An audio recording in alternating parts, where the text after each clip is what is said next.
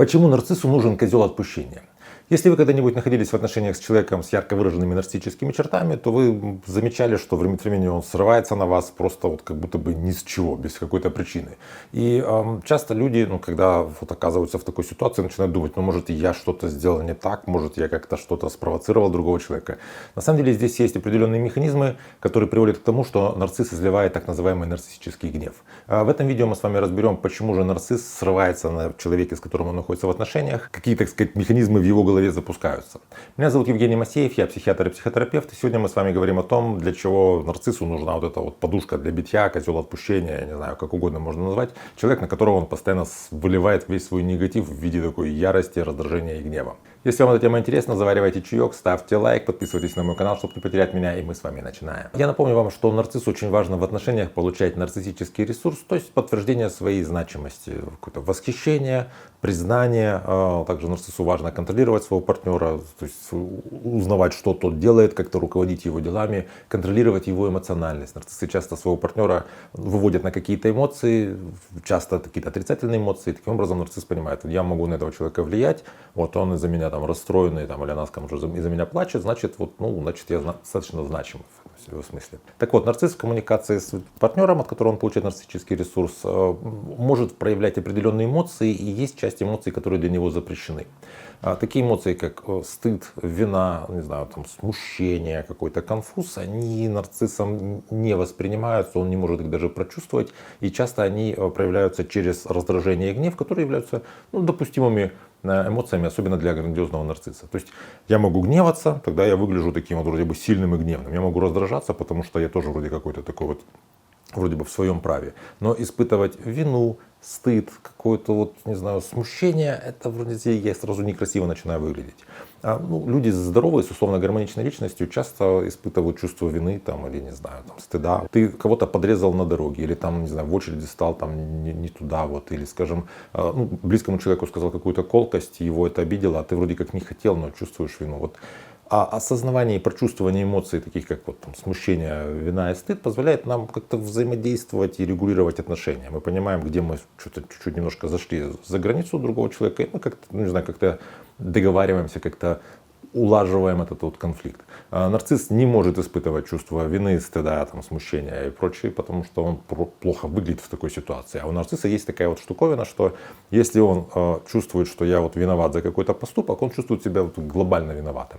Если я чувствую стыд в какой-то ситуации, что я что-то сделал, значит, я как будто бы могу стыдиться вообще за все свое существование. Потому что личность нарцисса зиждется на такой идее, что я не заслуживаю того, чтобы существовать, я не заслуживаю того, чтобы меня любили, потому что в детстве он получает именно такие сигналы. Поэтому часто бывает так, что нарцисс, когда где-то, грубо говоря, тупанул, он сделал что-то постыдное, то он этот стыд вытесняет и проецирует на своего партнера, на которого тут же и злится. Грубо говоря, скажем, мужчина с женщиной куда-то не туда зашли, он ее не туда завел, где-то в незнакомом месте, и начинает на нее злиться. Что ты меня сюда привела? Ты что, не могла сказать, что там на знаке было написано? То есть виноват другой человек в том, что сделал я. Таким образом, я избегаю переживания стыда. Также бывают такие ситуации, когда нарцисс делает какой-то неидеальный поступок, и поскольку у него в голове так все устроено, что он любые свои поступки сразу присваивает к своей личности, если он сделал что-то такое косое, то ему кажется, что он вообще человек косой. Потому что это то, что он часто в детстве слышал. Ему родители говорили, что ты испачкался, значит ты грязнуля. То есть ты сделал что-то нехорошее, значит это сразу качество твоей личности.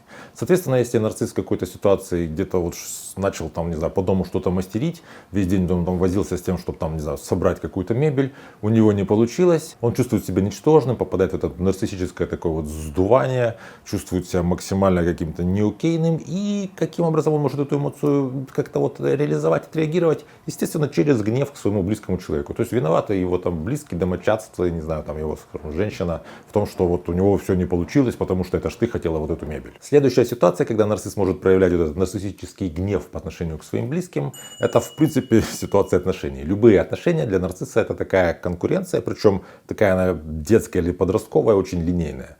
А в обычной жизни, как люди с условно гармоничной личностью строят отношения. Я встретился с каким-то человеком, и я, узнавая его, скоро понимаю, что у него есть свои какие-то достоинства, у меня свои, мы можем как-то этим, что-то получить от этих отношений, что-то дать в этих отношениях. То есть, какие-то мы такие разные два человека. У нарцисса здесь все так устроено, как вот оно в садике уложилось, что кто выше, у кого там больше игрушек, кто там, не знаю, лучшую оценку получил. То есть в любых взаимоотношениях у него как будто бы вот есть такие просто вот два рейтинга, кто-то вот победитель, а второй человек обязательно проигравший. Соответственно, нарцисс в любых отношениях, где он по своей этой вот такой примитивной шкале оказывается на втором месте, он оказывается, так сказать, на последнем месте. То есть если нарцисс находится в отношениях, предположим, если мужчина нарцисс с женщиной, ему всегда нужно быть лучше, чем эта женщина, ну, по крайней мере, как-то себе это объяснять. Если где-то в какой-то ситуации он понимает, что он где-то вот, ну, не такой, скажем, умный, как эта женщина, или не такой вот он популярный, или не такой он, не так много он там зарабатывает, не так много чего-то он там понимает быстро в каких-то там вопросах, он чувствует себя тут же вот в своей этой такой детской шкале проигравшим, и ему нужно каким-то образом, ну, через гнев подавить просто вот таким образом близкого человека. То есть я, по крайней мере, силен в том, что я могу сейчас вот наговорить гадости, и она будет там какая-то расстроена, я вроде как победил. То есть, по сути, это такое вот эмоционально примитивное поведение у взрослого человека, там, состоявшегося как бы члена общества. Но вот эмоционально оно примитивное, чем-то напоминает, знаете, этого мальчика, который там в классе девочек за косички дергает, когда они ему нравятся. Он только таким образом может как-то показать, что вот он значимый. Также стоит отметить, что нарциссы часто проявляют пассивную агрессию по отношению к своим близким. И связано это с тем, что часто нарциссы бывают людьми из таких интеллигентных семей, высокосоциальные, а в таких семьях, где детей правильно воспитывают, ну, как бы, как это раньше считалось, там очень много посланий, говорящих о том, что вести себя нужно пассивно-агрессивно. Пассивная агрессия, она как бы не такая острая, как вот такая вот прямая конфронтация. Поэтому часто, вот, когда ты находишься в отношениях с таким человеком, ну, когда ему что-то не нравится, он может обидеться, он может там как-то не разговаривать с тобой, он может как-то, не знаю, там, ну, делать, так сказать, на отвали всякие там вот вещи. То есть все проявления пассивной агрессии проявляются. Опять же, если нарцисс сталкивается с каким-то смущением, замешательством, каким-то вот таким высокосоциальным, чем-то таким вот, ну, вот постыдным чем-то. Где-то он там пошутил как-то вот вроде как бы не к месту в какой-то компании. Он чувствует это вот смущение, ему сложно его перенести, и вот он уже обиделся, он уже ни с кем не разговаривает, он уже не разговаривает со своей женщиной. Там, вот я знаю такие примеры, когда там рассказывают, вот пара пригласила друзей домой, вот они вроде бы сидят, что-то разговаривают, мужчина сказал какую-то вещь, которую вроде как, ну, такая она какая-то, шутка не шутка, там каламбур не каламбур, не очень смешно, ну как бы проехали дальше. Он на этом зафиксировался, все, он ни с кем больше не разговаривает, все потом спрашивают, я, что такое, что произошло, в какой момент что-то пошло не так, почему так себя холодно ведет.